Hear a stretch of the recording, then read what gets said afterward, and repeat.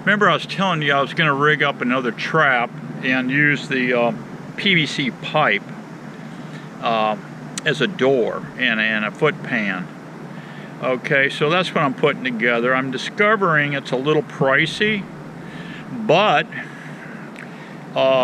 you know, if you got somebody that's in the sewer business, like I was quite a while back, I'm retired now, but yeah, 6-inch PVC pipe. And let me show you, I'll show you what I got on that in a little bit, but the first thing I want to show you is that little rat trapping trick I discovered. And the way I discovered it, I was losing bait off my trap pan. I'd smear a little peanut butter on there and then put a couple pieces of whole corn on there, and then I'd throw a peanut on there and let it stick to the peanut butter. And I'd come back and the nuts were gone, but the peanut butter was licked off. These rats have a very delicate touch, and they're smarter than most people think. And sometimes I'm thinking, hey, these guys might be smarter than some people. But anyway, let's not go there. Let me show you what I got here and what I've discovered in my solution and trapper trick. Okay, I got a couple trapper tricks for you guys today, all right? All right, here we go. I'll put my camera in the holster and show you what I got. Okay, typical Victor rat trap. It's got one of these nice little yellow pans on it. This is the third rat I've caught, and on video camera I've discovered I got like 4 more of these things out there, at least. Yeah, we got a little village, rat village. Okay, we're gonna knock these guys out. Now, they love peanuts. So do elephants. But anyway, these are raw peanuts. They love them. Now, gray squirrels love these, so you cannot be setting this trap until nightfall. Then you can set your trap. The squirrels went to bed, here come the rats. The rats come out at night. Here's my solution. These rats were grabbing, I was laying this, putting peanut butter down and smashing the nut into the peanut butter. And they could come up and just carefully tickle that thing off and haul butt with this, okay? Here's my solution. You ready for this? Hot glue gun. Put you a nice bead of hot glue right there. Stick your peanut on there, okay? Grab another one. Put a gob of glue right there. Set your peanut in. Huh? Is that beautiful or what? Now, for added attraction, smear a little peanut butter on that. Okay? There's your trick. That's your trapper trick of the day for rats. We'll be setting this tonight. Now, also what I did here to hold it, they're running up and down my chain link fence. I've got a bird feeder over here on the fence. And they run up a tree, an oak tree, get on top of the chain link fence and run down to this trap. So I've drilled two 16th inch holes, and I took 14 gauge tie wire, a loop of it, put through here, and I twist it up on the bottom of the chain link. That holds your trap steady. Okay, so you run into that scenario. You can do the same thing on a tree limb. Drill through holes through here and tie it down. Okay, that's your rat trap trick. Now, let's get the peanuts out of the way and show you this door here. This is the PVC pipe, 6-inch sewer pipe. Okay. Anyway, you can see the wall thickness. It's not even 1/4 of an inch, but it's very hard stuff. I mean, this is tough material. And I wanted to show you where I was at so far with this thing.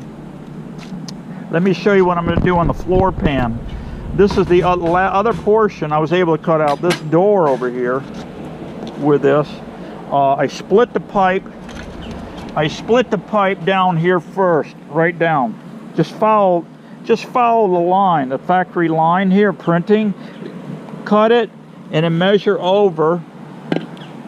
And I'm going to do the same thing with this. I'm going to heat this up with my heat gun, which is right there, and I'm going to stick it on the shop floor or whatever, get it good and hot till it's real rubbery, and then you put a piece of wood on it and a heavy weight, and walk away. Come back in a half an hour, she's cooled, and you're ready to go. That created this door here, okay? So here's what I got. Here's the SD rods, the fiberglass rods that we use on the snare bucket. Drilled a small hole through. I passed, these are ring nails. I just hammered, I pre-drilled it and then put in ring nails here so they come back in here a ways. You can see what I did here. I've offset this top. I used 2x4s, and it's a little overkill, but it's plenty beefy, okay? And it's PT. It's not going to rot out. This thing will last. I've got traps like this with PT lumber made out of 1x2 of all things that have last 20 years, okay? Like I told you before, I used to run 50 of these things. And nuisance control trapping.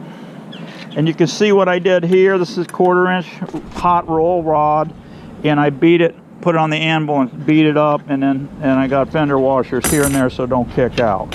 Now I've also put here stops here and here, so this rod don't go any further. All this screw here is for the handle. So here it is here, and a cock when it would be locked and loaded here, and boom, it drops. They can't get out, okay? On the inside, normally, and I may still do it right now, temporary. I'm gonna test this in the field and see how it works. Just 2 screws here. The animal walks. Normally, I put a 1/4 inch rod right across here. The same material as this, okay? I normally run a rod here, and they just step over it. That way, you've got full coverage for when he grabs this. He's gonna grab this with his meat hooks and try to pull this in, but he's hitting those there. I'm going to try it. Keep in mind though, whenever you have an animal get out away from you, get out of one of these traps, they get pretty smart. They get pretty clever. They don't want to come back into your rig. So all I got left to do on this trap to finish it out, I've been fooling around with this thing a couple hours out here, fooling around. All I did here for the up here, you can see I put 16th holes through there. 3 points, 14 gauge tire wire, one loop, and I just twisted it here. I'll bend these over under here. Very simple. Horseshoe nails here and up the sides and along the top to hold this wire to the wood.